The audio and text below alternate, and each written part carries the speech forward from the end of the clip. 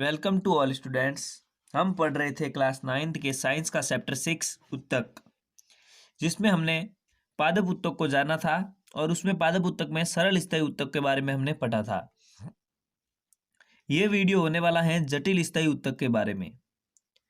जटिल स्थायी उत्तक किसे कहते हैं? तो कुछ स्थायी उत्तक जटिल प्रकार के होते हैं। ये उत्तक कोशिकाओं के ऐसे समूह हैं जिनमें एक से अधिक प्रकार की कोशिकाएं मिलकर एक इकाई के रूप में कार्य करती हैं। यानी कि जो सरल स्थायी उत्तक था उसमें सभी कोशिकाएं जो होती थी वो एक ही प्रकार की थी, लेकिन जो ये जटिल स्थायी उत्तक हैं उसमें जो कोशिकाएं हैं वो अधिक प्रकार की है, यानी भिन्न भिन्न प्रकार की कोशिकाएं मिलकर एक इकाई के रूप में कार्य करती हैं। उसे जटिल स्थायी उत्तक कहते हैं। जो जटिल स्थायी उत्तक हैं ये दो प्रकार के होते हैं। जो पहला है वो है जाइलम और दूसरा है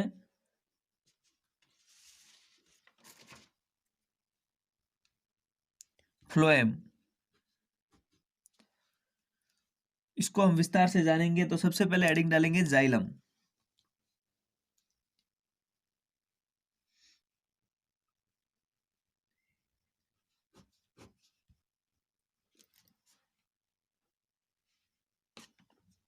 तो जाइलम है वो है जाइलम जल संवाहक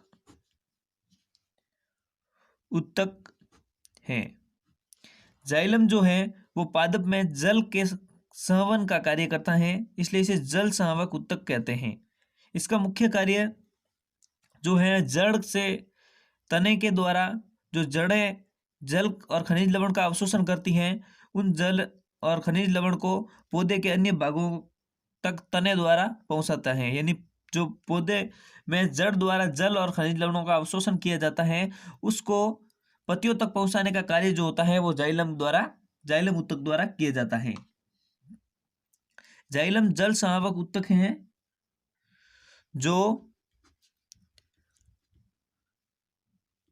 पौधों के जड़ तना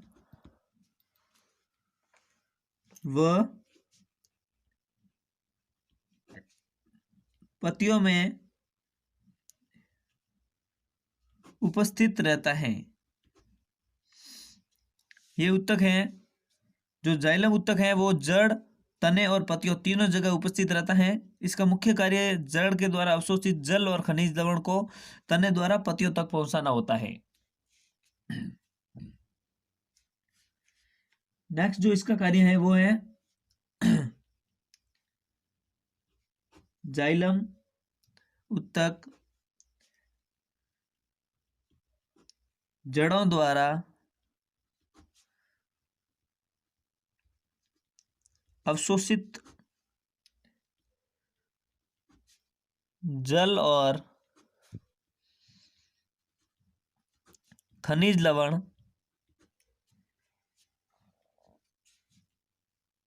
को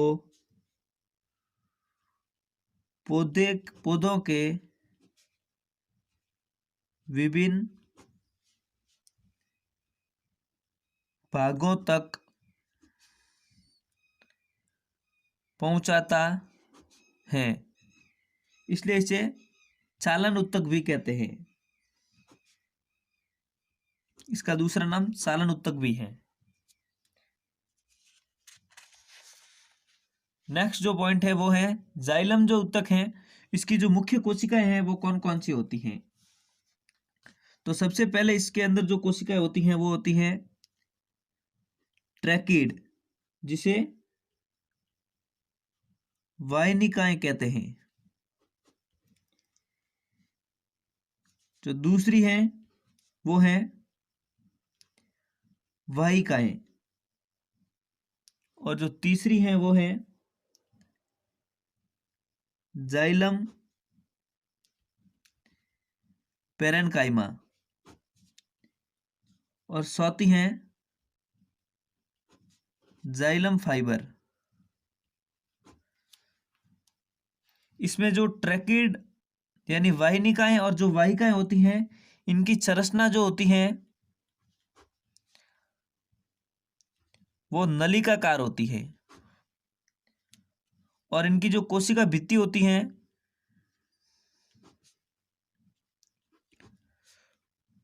वो मोटी होती है। और जो जाइलम पैरेन्काइमा है इसका मुख्य कार्य है भोजन को संचित करना। यानी जो जाइलम पैरेन्काइमा ऊतक है ये भोजन का संग्राहक होता है, ये भोजन को संचित करने का कार्य करता है। जबकि जो जाइलम फाइबर है ये पादप को यांत्रिक सहारा प्रदान करता है।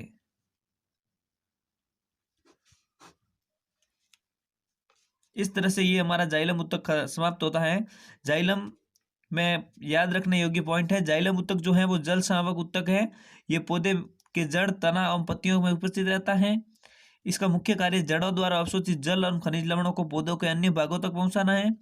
यह मुख्यतः 4 कोशिकाओं से मिलकर बना हुआ होता है, जिसमें ट्रैकिड वाहिकाएं, जाइलम पैरेन्काइमा और जाइलम फाइबर।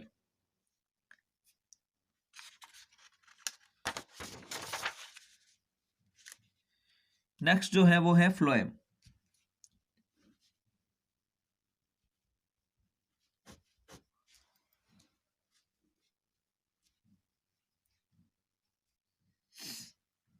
जाइलम का जो कार्य था वो था जड़ों से खनिज लवण और जल को पहुंचाना। इसका कार्य है पत्तियों द्वारा निर्मित भोजन को पादप के विभिन्न भागों तक पहुंचाना। इसका जो मुख्य कारण है वो पत्तियों द्वारा जो भोजन निर्मित किया जाता है उसको पौधे के अन्य भागों तक पहुंचाना है। यह भी 4 तरह की कोशिकाओं से मिलकर बना हुआ होता है। जो पहला है वो है सालनी नलिकाएं,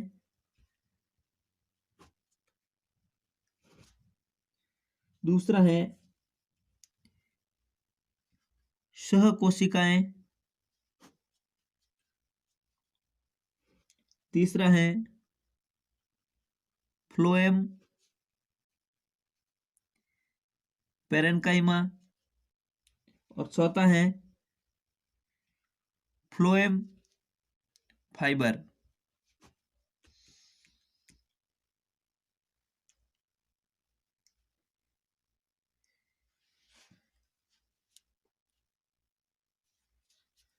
जो सालनी नलिका है इनकी कोशिका जो भित्ति होती है वो छिद्र वाली होती है और ये नलिकाकार कोशिका होती है।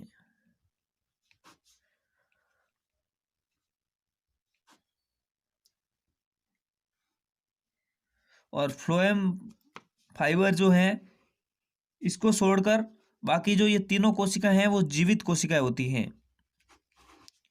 जबकि फ्लोएम फाइबर है वो एक मृत कोशिका होती है। फ्लोएम फाइबर जो पौधे में रेशेदार भाग होता है उसमें यह पाया जाता है। इसी के साथ ये जाइलम और फ्लोएम समाप्त होता है। और इसके बारे में एक मुख्य पॉइंट है वो है जाइलम वो फ्लोएम मिलकर सवन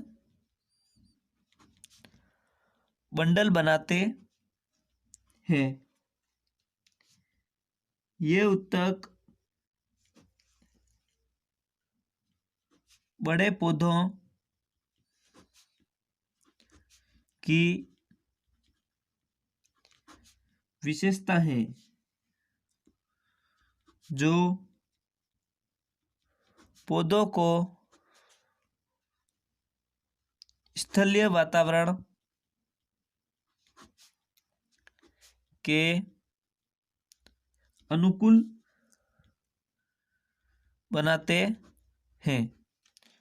जो जाइलम और फ्लोएम है इनसे मिलकर सहवन बंडल का निर्माण होता है। इसके साथ पादप उत्तक यहीं समाप्त होते हैं और जो हमारा नेक्स्ट वीडियो है उसमें हम करेंगे जंतु उत्तक। तो उसके लिए हमारे चैनल NCERT सीखो को सब्सक्राइब करें और इस वीडियो को ज़्यादा से ज़्यादा शेयर करें।